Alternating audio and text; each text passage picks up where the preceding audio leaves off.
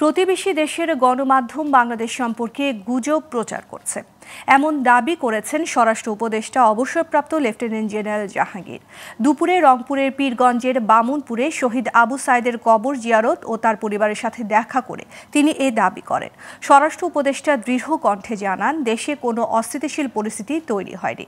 ভারতীয় গণমাধ্যমের এসব গুজব প্রচারকে মিথ্যা প্রমাণ ও সত্য ঘটনা প্রকাশে সাংবাদিকদের প্রতি আহ্বানও জানান তিনি।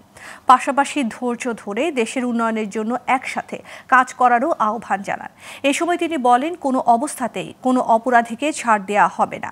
পরে জাফরপাড়া উচ্চ বিদ্যালয় মাঠে অসহায় দুস্থদের মাঝে শীত বস্ত্র বিতরণ করেন তিনি।